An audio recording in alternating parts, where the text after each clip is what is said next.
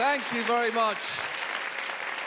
Thank you very much for being here. I am absolutely thrilled to be here, and let me tell you specifically why. Because recently I was stuck for 3 days in Hanover, Germany. I was trying to fly to England in the middle of a snowstorm, and we were about half an hour out of Heathrow Airport in London. You could see on the little map where the plane was, and suddenly we banked sharply to the left and were diverted. The pilot came over the loudspeaker and he said, "I'm afraid Heathrow is closed. Now Heathrow is closed. I'm going to see if we can land in Paris." And I thought, "Ooh, lovely, Paris. Ooh, city of lovers, why not? Let's all go to Paris. Let's everyone on this plane introduce ourselves and let's live out the plot of a terrible romantic comedy. Let's all go to Paris. It's happening now." And he came back on. "Bad news. Paris is closed. I'm going to see if we can land in Iceland." And I thought, "Ooh, Iceland. I would not ordinarily go there under any other circumstances. Let's take this adventure up a notch. Let's go to Iceland and do whatever it is they do in Iceland. We're going to find out." Then he came back on and said, "Bad news. Iceland is shut now too. I'm on the phone with Hanover, Germany." And all I could think was, "Please say no. Please say no. Please say no. Let's land on the ocean. You can do that now. Sully did it. The rules have changed. You can land on water. We should seriously think about landing on water now." But no, that was at 2:30 in the morning. We landed in a completely closed Hanover airport, and a blonde German woman with spiky hair. Yeah, I don't know why that was important, but it really was. She walked onto the plane and said, "There are buses outside that you will be loaded onto."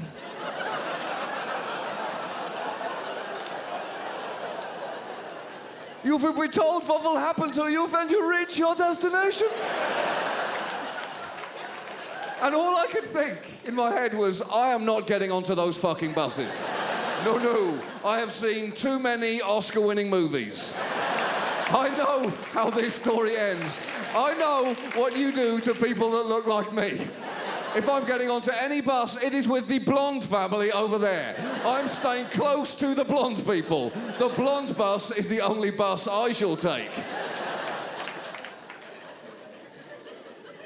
Let me start this evening with a word of warning for you. You are going to hear some swearing this evening. There are going to be cuss words. In fact, just for ease's sake, I'll get us started now. Fuck. There you go. That just happened.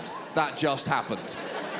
Okay, at home, all you will have heard there is a short bleep, but underneath that bleep was the word fuck. And there you go, it was the same thing again. Fuck was the word. I'm sorry you had to hear it a few times. But is this not crazy? Because it's fine. It's okay that I'm swearing. One, because, I'm lucky enough to be living in a country where I'm allowed to do that. And two, and much more importantly, I'm British, and it just sounds adorable coming out of my mouth. It's not the same. It's not the same. Exactly. You know it's true. It's not the same. You just can't be offended in the same way. I'll give you an example. Fuck knuckle. Please, come on. That's borderline poetry. You just can't be upset. Not in the same way. But also, I don't understand people that don't swear. Because if you don't swear, I'm intrigued. What exactly are you waiting for? Has nothing sufficiently bad happened to the world during your lifetime that you are willing to uncork the bottle of potty mouth that you've been keeping for a special occasion? Because let me tell you, it fucking has. Something bad has fucking happened. The fact that politicians don't swear is something I've always found inherently untrustworthy.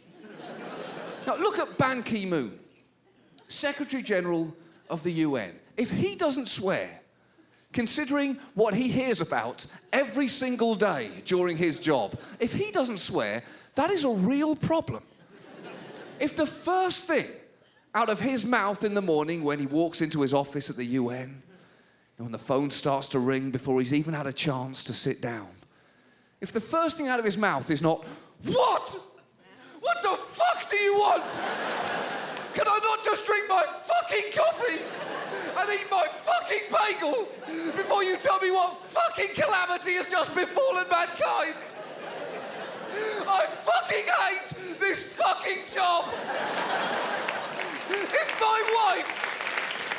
If my wife, Mrs. Keymoon, if she asks me one more time, how was work today, darling, I'm gonna lose my shit! How was work today? It was fucking harrowing, sweetheart! How is it being married to the shell of a man? Fuck! If that is not the first thing out of his face, he should be fired on the spot. Swearing is not as bad as we give it credit for. It can do great things. I can prove this to you. Recently, I was on a flight. I was on an aeroplane and I was sitting in the row in front of 3 8-year-old boys. I presume they were flying with their parents. If I'm honest, I never actually saw those parents, so they might have just been taking a vacation from kindergarten. I don't know. I don't know. Rough term. Rough term. And this commute is killing me. Why am I going to kindergarten 3 states away? Crazy. But they were just talking to each other through the flight and they were being charming and I was just listening to them. And then this one amazing exchange took place that I've never been able to forget. Because one little boy turned to the kid next to him and he said, "I hate you." And the other boy laughed and said, "No, you don't. No, you don't. You don't mean that. You don't hate me." And he said, "Oh, no, no. Oh, I mean it. I absolutely hate you." And this kid was devastated. He started crying those kind of tears you can only sob as a child. You know, where you're almost hyperventilating. In grief, he was saying, "I don't know why you hate me. I don't know what I have done to make you hate me."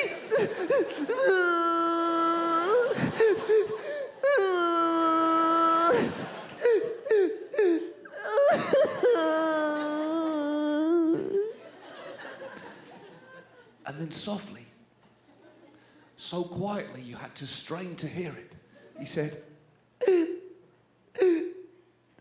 "Fuck."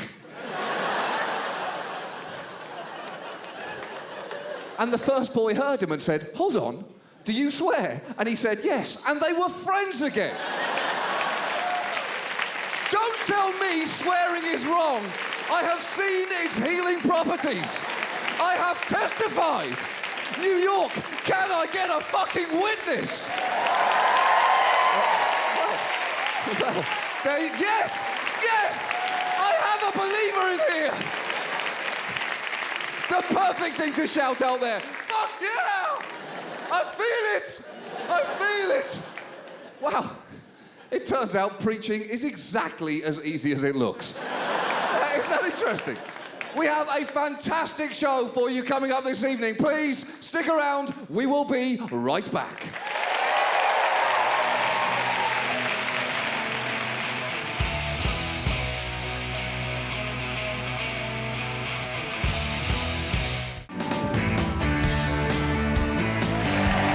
Welcome back.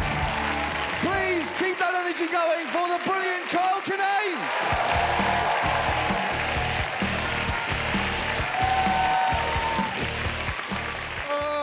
Hello, snowflakes and fingerprints. We're all special. Let's get it out of the way. Your parents were right. You're all unique and different people. Anyway, I am getting a little sick and tired of television networks thinking they can just repackage the same show with a different name and like you'll just watch it like some sort of dummy. Like they'll sit there like, "Oh, you like wife swap? There's Trading Spouses. You're stupid. Watch it." That's the attitude they have. You're dumb. It's the same thing. You'll watch it. Like, I took my favorite show. My favorite show is I Shouldn't Be Alive. That's my favorite show. And E-Television got a hold of it, and they just call it Keeping Up with the Kardashians, and they think I'm not going to notice. Oh. That's a funny joke, and it's a sad truth. I have more money than I've ever had in my entire life right now. Before you get excited, it's not a lot of money. I can confidently put a down payment on like an '09 Camry right now. Cloth seats, I mean, as far as the payments, who knows? I don't know. That thing's gonna get repossessed by December, probably. But for a good couple seasons, I can roll big. I have the amount of money any 34-year-old should have if they applied themselves at their job as an assistant manager at Foot Locker for the past 14 years. But I got it from comedy, so I got it from doing something I like, so I don't have the responsibility that comes along with that money. Like, I see that money, and I see my bank statement, I'm like, oh, well, you know what you need, Kyle? You need a brand new electric guitar. That's what you need. No, what I need is to go to the dentist, because I can't breathe in cold air without wincing like I tried fucking a light socket. That's what I need. I need to be able to eat a piece of candy without having to move it back and forth in my mouth like a game of Labyrinth so it doesn't hit the magic tooth that makes me forget my middle name for 2 hours. That's what I need. So why don't you get off the BC Rich website, because you're trying to find the guitar CeCe DeVille played and talk dirty to me. Why don't you go over to 1-800-DENTIST and get your face fixed? Like, I still have like poor people. I use junk mail to cover food in the microwave. I think that's okay. I think it's resourceful. People trying to tell me, like, you can't do that. Why not? I got Target coupons I'm not gonna use. I got some chili I wanna have. Problem solved. Like, you can't heat up ink. You're not a scientist. Don't tell me you can't heat up ink. It's a dumb thing. But I have to do things to get that. But there's still sacrifices being made, even though I get to do what I love. There's still sacrifices. Like, I have to go, and sometimes I have to go to places like Winnipeg, Canada, for 2 weeks at a time. Yeah, boy, cheering? Not at all. Winnipeg, Canada's greatest tourism selling point is that they are the geographic center of North America. That's it. Stop on by. We're in the middle of everything else. We're of equal distance away from anything else you'd rather be doing when you're in Winnipeg, Canada. The hottest night, the sexiest night I had in Winnipeg, I'll tell you, it was a Monday, and I got stoned. On marijuana, even. Yeah. I got stoned, then I ordered a pizza.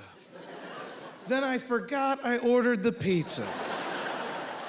Then I got emotionally involved with a TV show on Country Music Television Canada called Pick a Puppy, which, if you cannot deduce from the title of this program, the premise is that they will take a person or persons and then they will present them with a selection of puppies, as if every other problem in the world has been solved. This is what drama is in Canada. So by minute 9 of the show, I'm standing on the couch just yelling, "Get the golden retriever, it's a loyal creature. It's gonna love you forever. Dalmatian, get off my TV, you dumb whore." At which point the doorbell rings and I immediately think it's the police. Because nobody in the history of Winnipeg has ever expressed that sort of emotion past the hour of 8:30 p.m. I open the door. I'm too high to make eye contact. I'm presented with what I think is a giant. They're probably only 3 inches taller than me. I can't tell if it's a pizza man or pizza woman. I just look at the pizza and they're like, "How's your night?" I'm like, "Oh, well, we're trying to pick out puppies," which you can't say out of context. That sounds real strange. It gives me the total. I get the money out of my pocket. I forget I have Canadian money. I look at it, and I remember it's all light blue and pink with a queen on it, and I just laugh, and I say, "You have lady money." I then proceed to take the lady money, and what I thought was a kind gesture, offer it up to the giant or giantess. So I'm taking money I'm laughing at and dangling it over the head of a person who has to deliver me a pizza like the biggest asshole in the geographic center of North America. That's me, Kyle Kinane. Thanks, everybody. Have a good night.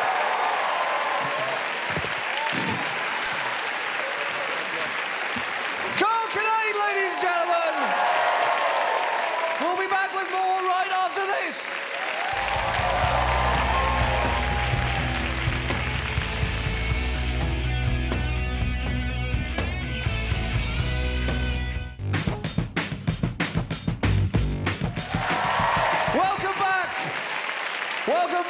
And please give a huge welcome to the outstanding Glenn Wall.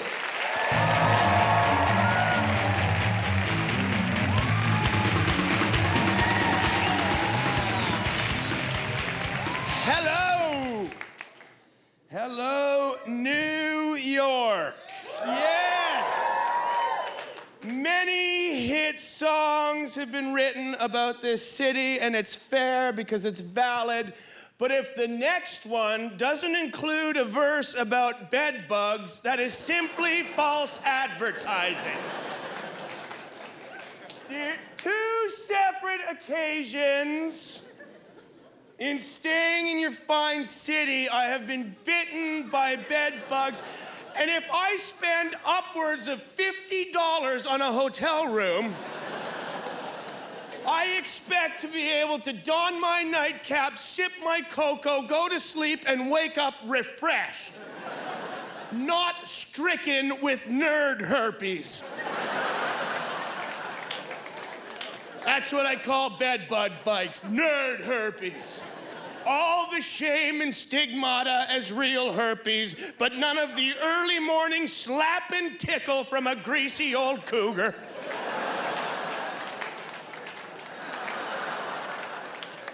I'm not trying to get down on you, though. I've got flaws. I smoke. It's bad for you, I know. Warnings on the package tell you so. That's why I don't mind them, because they are bad. One of the pros of the warnings, though, very scientific. I think they should also have to be philosophical. In front of cigarette packs, it goes, smoking causes fatal diseases. On the back, I think you'd have to say, but only 5% of the world's population believes death is the end.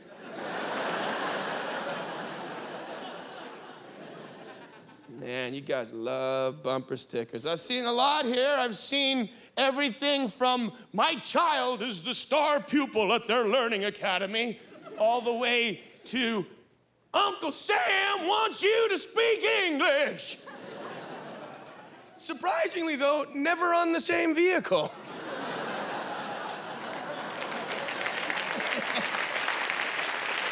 Uncle Sam, you know who Uncle Sam is? He's that goat-faced dude who dresses like Apollo Creed.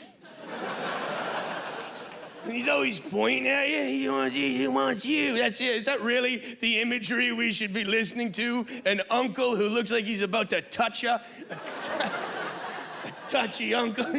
Uncle Sam wants you to keep a secret. Uncle Sam gonna buy you a bicycle. Uncle Sam wants you to speak English. Well, if that's really what Uncle Sam wants, then why did he write it in English?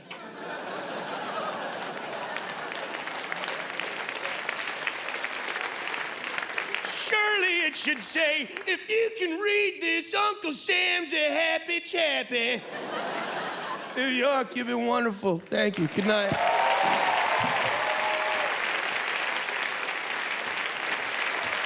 Glenn Wall, ladies and gentlemen. Glenn Wall, please stick around. We'll be right back after this.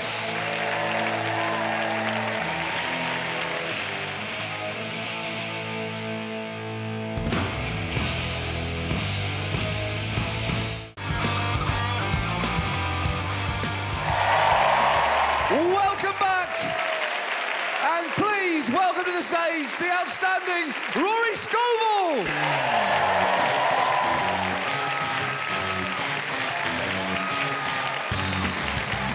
Oh, goodness. Shut up. Shut up, guys. Shut it down. Shut it down. Shut up. Shut up. Shut up. Guys, shut the fuck up. Guys, shut it. Got jokes to tell. Guys, shut it up. Folks, this is my whole show. Fuck you. Shut it down. ASAP. It's a new year. I don't do jokes anymore. It's probably a disappointing thing to hear. when you're on a show. I do zizzle zazzles now, guys. Sorry to be a pioneer. Sorry. I grew up in the South. I was back home in October. My family thought it'd be a lot of fun to go to one of those pro-life haunted houses.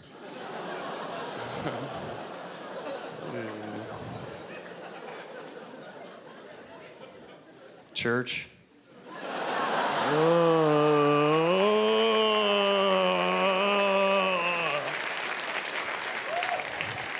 Scary. They're scary. I don't know when you've gone. You get in there, everybody's dead on the inside. That's the worst kind of dead. Scarier than dead on the outside. You're dead on the inside, you can still vote.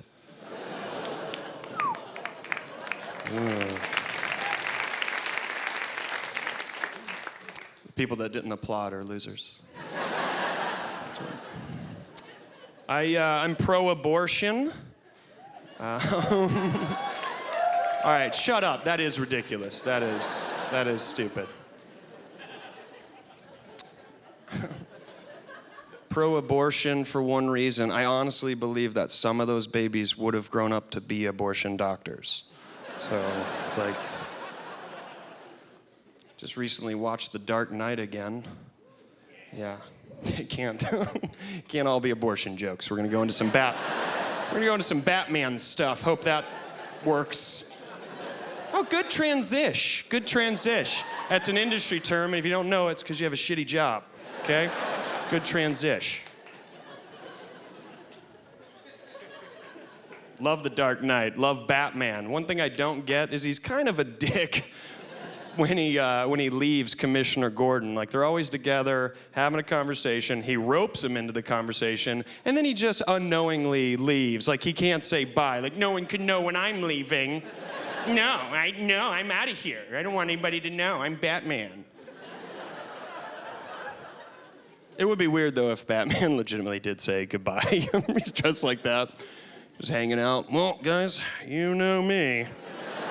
I got to get to going. No, it's good seeing you. Yeah. No, it's good seeing you guys. It's sucks. It's always, in these conditions. But, we're doing what we can. I think that's one thing you can wake up in the morning and pat yourself on the back about. You know how many times I've shot these things, it doesn't grab onto anything, comes right back at me, hits me in the face. I got a black eye. You don't know. I wear a mask.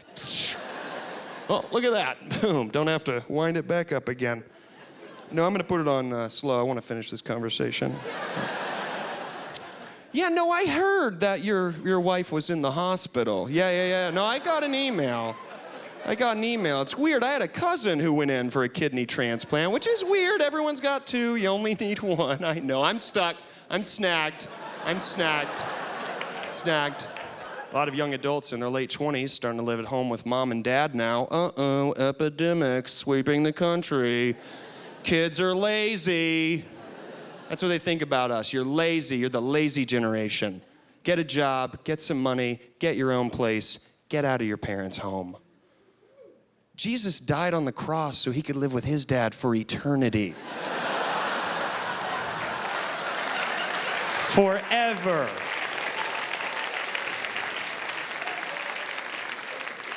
Just WWJDing. Getting harassed for it. I want you guys to do something with me real quick, if you guys are okay with it. I want you guys to picture Jesus. You're allowed to do that. Like that, you don't get in trouble if you just picture Jesus. You're allowed to do it. Picture Jesus sleeping. You never do that. You never picture Jesus sleeping. He was a human being. He had to sleep. Picture that he's sleeping and picture that he's doing this.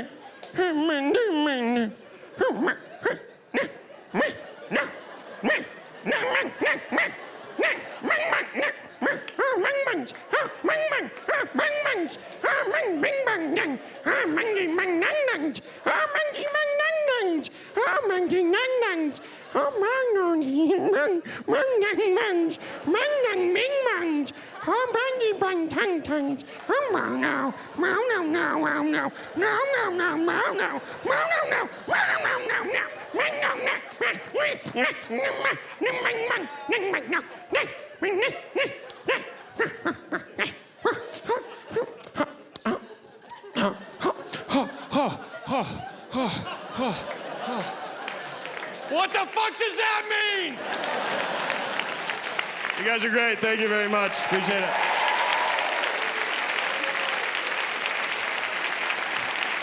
Rory Scovel, everyone!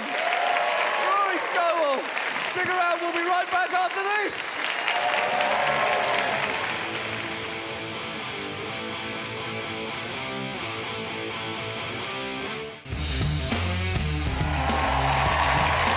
Welcome back! And please enjoy the brilliance of Mr. Pete Holmes!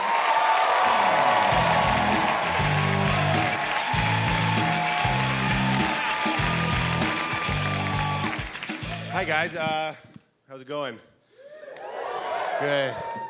So I'm 31 years old, and I'm done pretending I like the museum.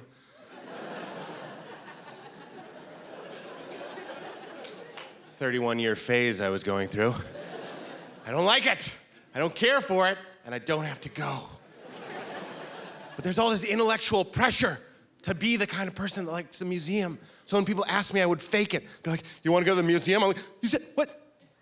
You say museum? Me? You? Walk around? You want to walk around all day? Inside all day? Breathing stale air? Yeah? Looking at things? Looking at things I don't understand? Like a rich guy's house, and I'm waiting for him to come out with food and alcohol, but he's not coming? Yeah? Will I have to pee the whole time? I will? Saturday? Did you say Saturday? All day Saturday. Like a whale ate my Saturday? Yeah? No. I don't want to go, and I don't have to go. I don't care about the museum. I only care that people think that I'm the kind of guy who goes to museums. I get that little pin at the Met. I forget to take that off for a month. People were like, "What's that?" I'm like, "Oh, let me finish packing this pipe. I was at the museum. And I got it." I sketched, I was quiet, I got to know myself. But that's not what I'm doing at a museum. When I'm at a museum, I'm not looking at a painting to appreciate it. I'm staring at it, trying to figure out how long is appropriate for this one. So when I walk away, the other people watching me aren't like, "Well, he didn't get it at all." So I make my serious face. I go, But up top, I'm just like, "Honey Nut Cheerios!"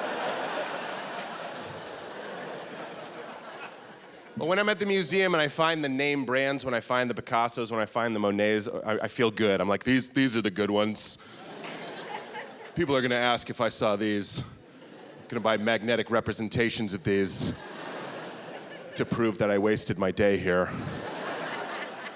I was loving the Monets, and I looked down, I found my favorite one, and I looked down and it wasn't Monet, it was Manet. Instantly hated it. It's like, Manet, whatever, mayonnaise. You want it to be cool. It's like when you're driving in the car and you really like a song on the radio until you find out it was Maroon 5. I'm cooler than that. And drive off a bridge into lily pads. It's great to be in New York. I was just in South Dakota, my second favorite Dakota. To Fanning! Don't be afraid of that joke. That's a good joke. Don't let it scare you. In South Dakota, they have a thing called Wall Drug, which is the oldest drugstore in America. Yeah, that's not the appropriate response. Silence and sleepiness is appropriate. But they have like 300 or 400 signs on the highway to try and get you to come to this attraction. And they have a million different ones, and they say different things like, Wall Drug, free ice water, It tells you about the caliber of attraction we're dealing with. That wasn't even the best one. The best one said, wall drug, free donut for Vietnam veterans. Yeah. Couple things about that. One, donut. Singular. Take it easy, Lieutenant. Maybe move on to the ice water. I also just love the idea of a guy holding a glazed being like, you know, it was all worth it.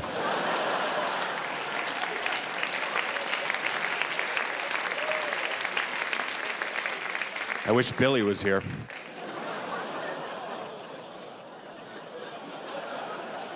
He's in the car, he didn't want to come.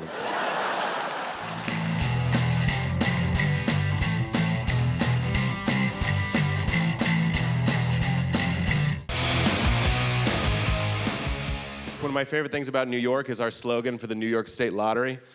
I'm sure you've seen it on the subway or a billboard, which is just, New York State Lottery.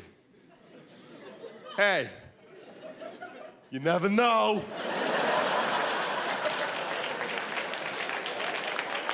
That's what they went with. They had a meeting. How about, hey, you never know. Ah! Do you know? Do you really know? You calling me a liar? You don't know. Buy a ticket. It even has that hey in there to get your attention, like, hey, yeah? You never know. I feel like that sound is implied. That'll be the slogan in 15 years. Just New York State Lottery.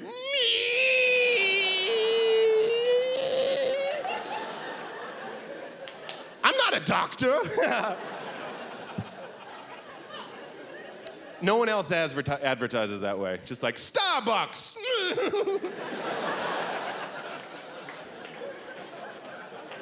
Maybe it makes you immortal. I don't know. Oh. Mix it up a little bit. This is my impression of a guy asking his friend Pierce to get beers for a party. Pierce! Pierce! Pierce! Get beers, Pierce! Pierce, get beers! And music, Pierce! Tears for fears, Pierce! Tears for fears! Go to Sears! 3 tears for Pierce! If you don't do that alone in the shower tomorrow, you're dead inside. Soap up, make up your own. I haven't seen you in years, Pierce! Live your life. No one else is gonna tell you to. This is my impression of a guy asking his friend Chris to get in his hybrid vehicle. Chris! Get in your Prius, Chris! That's the end of the joke. There's nothing else. That's the end. What else could there be? It's a lot of fun. Thinking of getting off Facebook. Thinking of getting off Facebook, getting off Twitter. You know why? I just want to sign up for a service that every hour texts me the message, "You're not alone." I think that would do the trick. I have an iTelephone.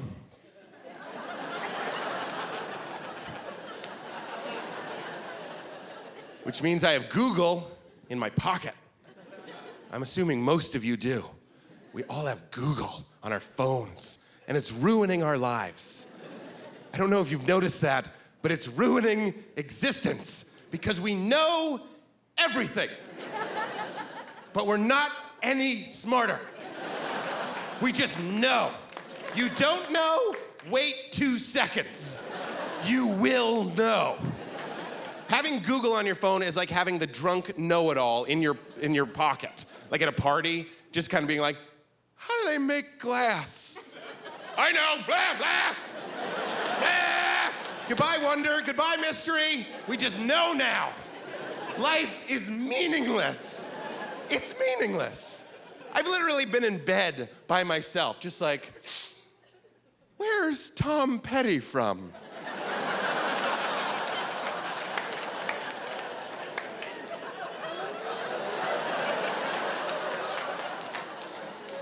I feel nothing because the time between not knowing and knowing is so brief that knowing feels like not knowing. Listen to me. There was a time that if you didn't know where Tom Petty was from, you just didn't know. I don't mean to get all Andy Rooney on ya, but you would walk around and ask actual living people that you would run into in front of bakeries. Like, where's Tom Petty from? I don't know. I don't know. Feels like California? Is it California? I don't know. Until one fateful day, you'd see somebody wearing a Heartbreakers t-shirt and you'd ask them, where's Tom Petty from? And they'd tell you, Florida. And a wave would wash over you of meaning and accomplishment and joy. And that's how you met your wife. Do you understand?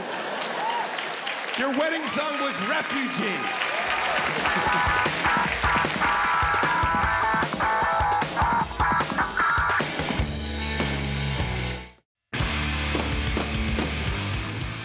Been making fun of movies a lot. I've been in Los Angeles, not this show. What if she's like, did I black out? Has he been making fun of movies this whole time? I thought he was yelling at us about Google. It was about movies? Oh, that's weird. And I've been doing a lot of shows in Los Angeles, and I don't know if this is a Los Angeles thing, if it's because a lot of people work in movies, but like people don't, I'm not like being mean about it. I'm like, oh, fuck that movie, or shit on the movie. Like, I'm Johnny Friendly Face. I don't know what other comedians are doing. That's my impression. Oh, fuck that movie. I don't want that movie. Good night. You know what I mean? I don't know. But I've been talking about not liking certain movies, and I've been getting heckled. Somebody in the audience, like you, goes rogue, and I start talking about a movie, and this has happened to me more than once. They just chime out, they go, hey! You make a movie! Hey! You make a movie! You want to talk about movies? And honestly, I refuse. I don't want to make a movie in order to talk about movies. That's not how it works.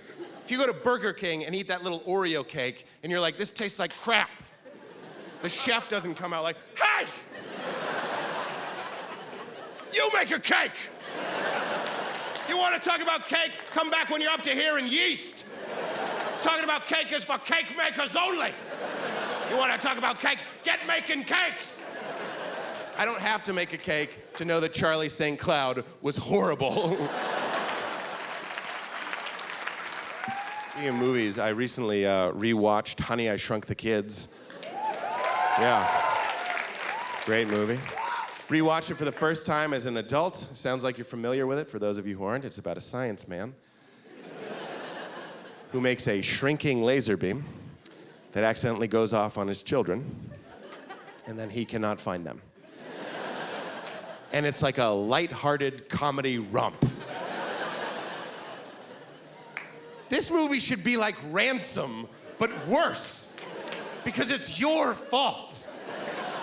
I want to do a gritty 2011 reboot of this movie. I don't want to call it, Honey, I Shrunk the Kids, like, ha, ha, ha, ha, ha. I want to call it, Honey, Jesus, fuck. Baby, get in here. Get in here for a minute. Where are the kids? Where are the kids? That's what this is about.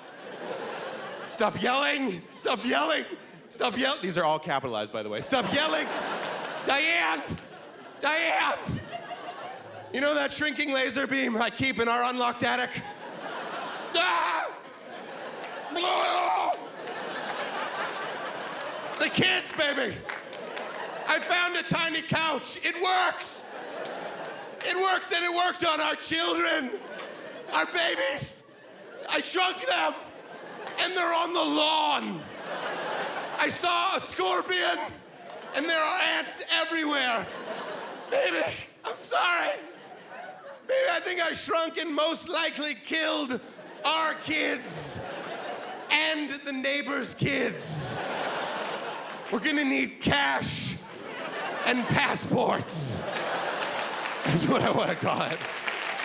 Thank you guys very, very much. You're an amazing crowd. Thank you for coming. Good night forever.